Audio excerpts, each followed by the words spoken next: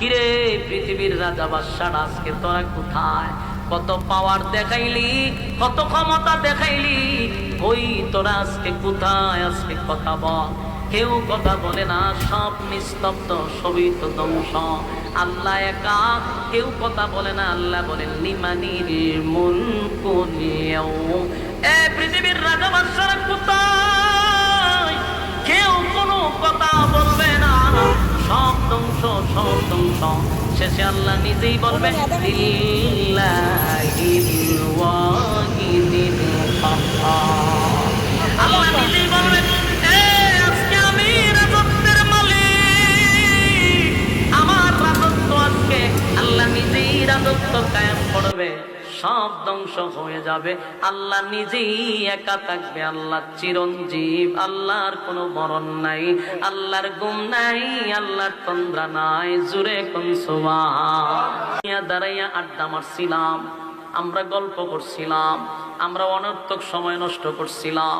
সেদিন যদি সেখানে বসে কিছু কথা শুনে জীবনটাকে পরিবর্তন করতাম, তাহলে আজকে জমিন আমাদেরকে গ্রেফতার করতো না, জমিন আমাদের বিরুদ্ধে নালিশ করতো না।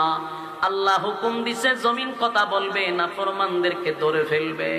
যুবক বাইরে সেদিন আফসোস করেও কোনো লাভ হবে না, সেদিন চিন্তা করেও কোনো লাভ হবে না। আল্লাহর নবী বলেন মানুষগুলা কুশার যেইভাবে চাবাইয়া চাবাইয়া মানুষ খায়, কুশার তো চিনেন গেন্ডারি, চিপাইয়া চিপাইয়া মানুষ খায়।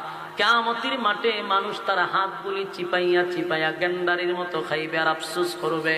হায় আফসোস, হায় আফসোস, আমারও 60 বছর সময় দিছিল, আমারও 70 বছর সময় দিছিল, মন গড়া জিন্দেগি চালাইলাম, যেমনে মনে চাই এমনে চললাম রে।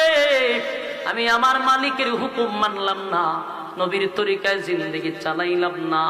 জীবনটা বড় শয়তানের গোলামি করলাম, শয়তানের তাবেদারি করলাম, শয়তান যেইভাবে বলছে মনটারে এইভাবে চালাইলাম। সেদিন হাসরের মাঠে আফসোস করবেন, কিন্তু সেই আফসোসের কোনো দাম আছে? কথা হয় না।